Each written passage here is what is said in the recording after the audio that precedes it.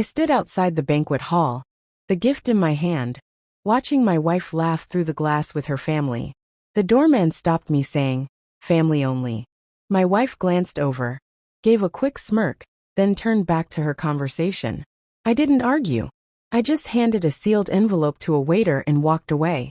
Her name was Elise. We met in a bookstore, her fingers flipping through a Murakami novel.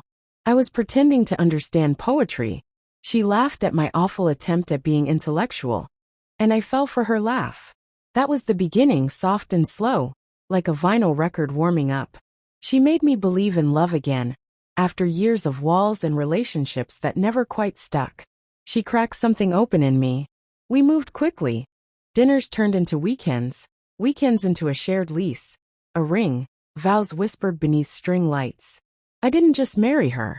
I poured myself into her life. I paid off her student loans, bought her father a new truck when his broke down. Her family loved me, or so I thought.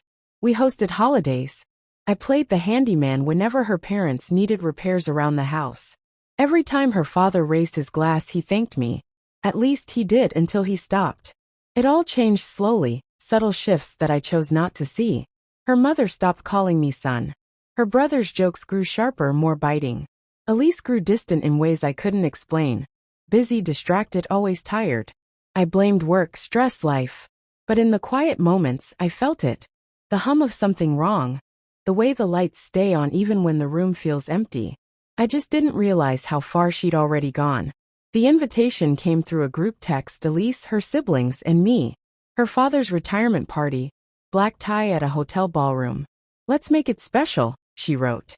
I offered to cover the cost, the venue, the catering, the open bar. No one objected. I flew out early to help set up. But Elise didn't meet me at the airport. She was busy with the decorator, she texted. When I got to the hotel, her name wasn't on the room reservation she'd promised me. I booked my own. On the night of the party, I showed up in the suit she'd picked out for me months ago. But when I got to the entrance, the doorman stopped me. "Sorry, sir. Family only." I looked past him and saw Elise inside, holding a glass of wine, laughing with her brother. She saw me, smirked, and turned away. It hit me cold and clean, right in the chest. That was the moment I knew. I wasn't her husband anymore. I was just the wallet that hadn't closed yet. I didn't go back to the hotel immediately. I walked for hours past neon signs and shuttered shops, past strangers laughing in the streets. Their joy felt like static in my ears. Back in the room, I sat on the edge of the bed, staring at nothing. My phone stayed silent, not a single message, not even a lie to ease the pain. I replayed everything. Our wedding, her promises, the slow erosion of us, every sacrifice I'd made, every moment I thought we were building something real. And then I remembered the little things I'd brushed off. The hidden calls, the private dinners, the way she'd changed her phone password last month. I opened our joint account. Half the savings were gone, flight records, credit card statements, reservations under her name for places I had never been. She hadn't just frozen me out. She had been planning this. That night I didn't cry. I didn't scream. I just started writing a letter. Not to her, but to her father. A man who once told me I was the best thing that ever happened to his daughter. He deserved to know what she'd become. And I needed him to hear it from me. I folded the letter 3 times, sealed it in an envelope, and wrote his name across the front in steady, deliberate ink. The next morning, I shaved, got dressed, and walked back into that same ballroom. Now empty except for the staff dismantling the decor and sweeping up the remnants of glitter. As if nothing had happened. I found a waiter stacking trays and slipped him $100 bill. "Give this to Mr. Callahan privately," I asked. Without asking any questions, he nodded.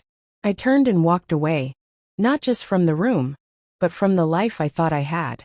2 days passed in silence. Not even Elise reached out. On the 3rd day, I woke up to 53 missed calls from Elise, her mother, father, and even her brother. The voicemails varied, confused, frantic, furious. Then one text came through from her father. "We need to talk." I had no idea what he meant. "You deserve better." "I'm sorry." That's when I understood. The truth hadn't just burned bridges. It had reduced everything to ashes.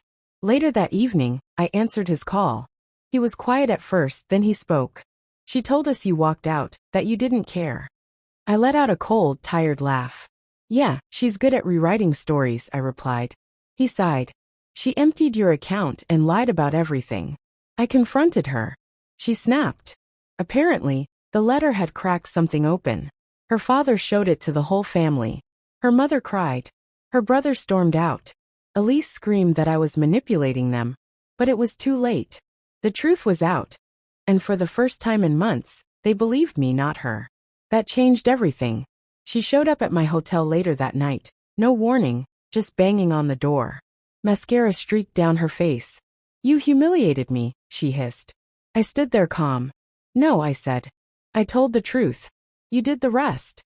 She tried to cry, plead, and twist the situation like she always did. But something had shifted in me. I didn't yell. I didn't flinch. I simply closed the door and locked it behind me. In the weeks that followed, everything fell apart for her. Her family distanced themselves. Her father called to apologize again, saying he'd never look at her the same way. Even her friends, the ones who had toasted us at our wedding, quietly stepped back.